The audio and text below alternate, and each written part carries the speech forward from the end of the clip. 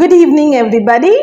Welcome to yet another new episode of EFA Spoken English Official. I am Krishnanjana. আজকে আবারও Fixed Preposition Series নিয়ে তোমাদের সাথে হাজির।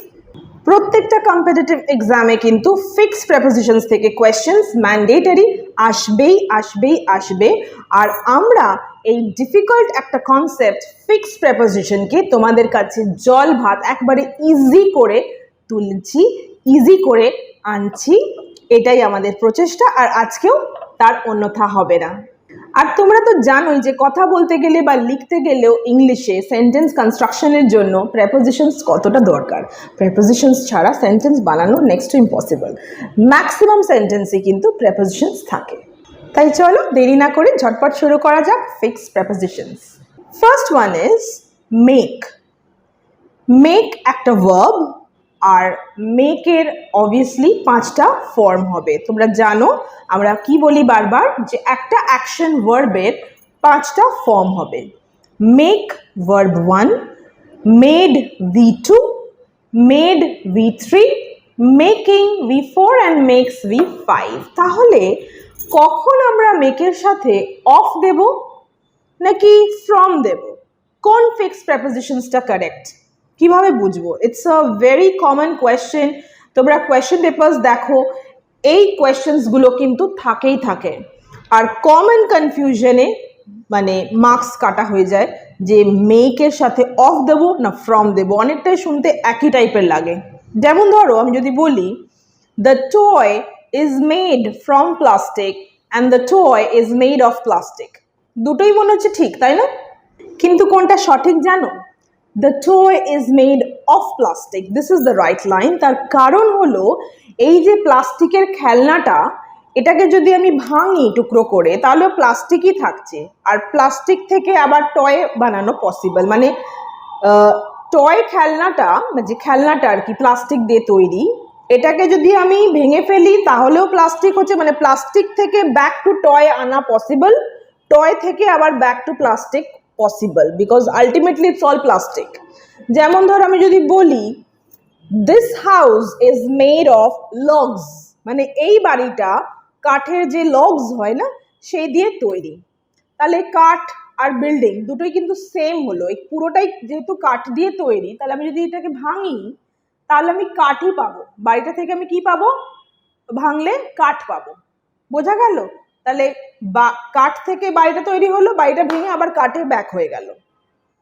Can you understand? So from that wood you are making a house, and if you break the house you get the woods. Similarly, from plastic you make a toy, and if you break the toy you get back the plastic. এরকম situation হলে go for off। কিন্তু from কখন দেব? From হচ্ছে কোনো কিছু থেকে কিছু যখন বানানো। যেরকম আমি যদি বলি পনির ইজ মেড ফ্রম মিল্ক, দুধ থেকে আমরা পনির তৈরি করা হয়।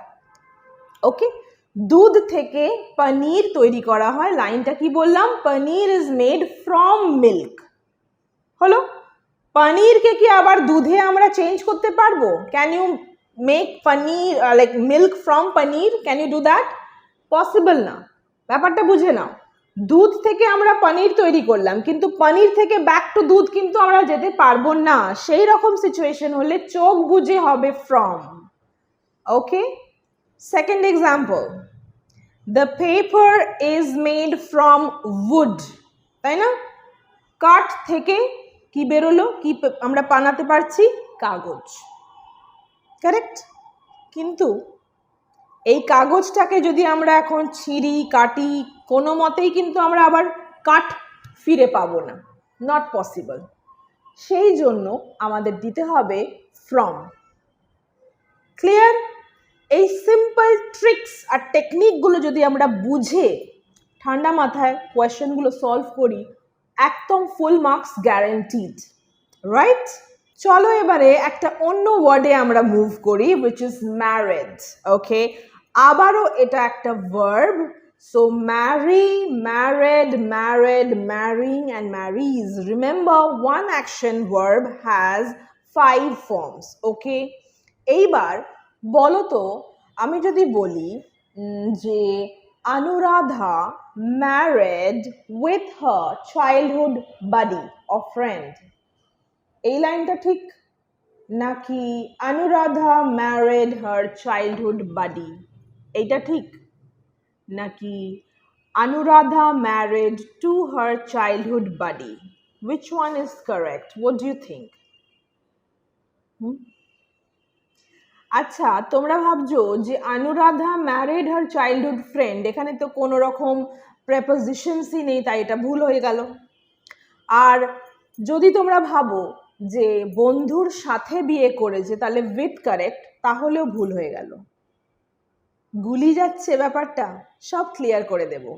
দেখো, ফার্স্টলি Anuradha ওর বন্ধুকে, ছোটবেলার যে বন্ধুকে তাকে বিয়ে করেছে, তার সাথে বিয়ে করেছে এরকম আমরা কিন্তু বলি না। Can you understand? Like Vivek married Sunita, Vivek সুনিতাকে বিয়ে করেছে, দ্যাটস ফাইন। ওর সাথে করেছে এরম থোড়ি না হয়, এরম হয় না। Can you understand? So remember this, কে সাথে করেছে এরকম করে আমরা কিন্তু বলতে পারি না। আমরা ডিরেক্টলি বলবো that Anuradha married her childhood friend. Anuradha married her childhood friend. Okay? Anuradha ওর ছোটবেলার বন্ধুকে বিয়ে করেছে, prepositions নেই, এটাই correct. This is the right option. Okay? So with তো হবে না, কারণ সঙ্গে সাথে এখানে আমরা দিতে পারবো না।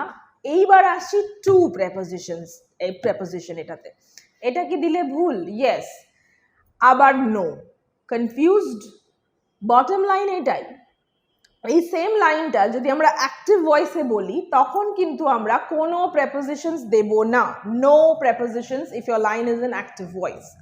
But the same line if you change it into a passive voice, এই সেম লাইনটা যদি আমরা প্যাসিভ ভয়েসে করে দিই, then you require the preposition to. অর্থাৎ Anuradha is married to her childhood friend. This is a right line. কারণ এটা প্যাসিভে আছে, প্যাসিভ ভয়েস। তো Anuradha is married to her childhood friend is right because it's a passive line. But এটাকে যদি আমি active ভয়েসে বলি যে Anuradha married, directly বলছি, then you don't use any preposition. You just say with whom she married, like she married her friend, her childhood friend. Clear? Yes? আর তোমরা ভাবছো active voice passive voice, এই ব্যাপারটা কি? Simple. যদি subject নিজেই কাজটা করেছে হয় দেন ইট ইজ অ্যাক্টিভ ভয়েস। ওকে, যদি অ্যাকশন ভার্বটা, ওকে, যে অ্যাকশন ভার্বটা তোমরা দাও V3 ফর্মে, যেমন ধরো ম্যারিড হলো এখানে, it can be invited, informed, whatever the word is, action verb is, subject নিজে করেছে, দ্যাট ইজ অ্যাক্টিভ ভয়েস, কিন্তু অ্যাকশনটা সাবজেক্টের ওপর করা হয়েছে, that is passive voice. For example, Anuradha invited Vivek, মানে Anuradha বিবেককে নেমন্তন্ন করেছে। কে করেছে কাজটা? সাবজেক্ট নিজে Anuradha। কিন্তু আমি যদি বলি কাজটা সাবজেক্টের ওপর করা হয়েছে, মানে Anuradha is invited, Anuradhaকে নেমন্তন্ন করা হয়েছে by whoever, anybody, by Vivek suppose. So তাহলে এখানে কি হলো? প্যাসিভ ভয়েস হয়ে গেল, কারণ সাবজেক্ট অ্যাকশনটা করেনি, অ্যাকশনটা মেইন ভার্ব যেটা সেটা কি হয়েছে?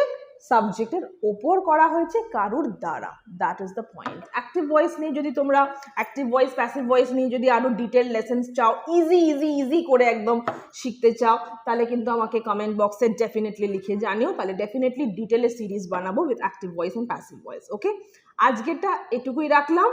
আশা করি তোমরা ভালো করে বুঝতে পারছো আর তোমাদের কাছে ফিক্স প্রেপোজিশনটা কোনো রকম প্রবলেম আর কোনোদিনও ক্রিয়েট করতে পারবে না, impossible. Okay, so crack your exams and interviews, score full marks. Okay, wish you the very best. Take care everybody. This is Krishnanjana signing off. Aro preposition series niye taratari dekha hobe. See you soon in the next one. Bye bye.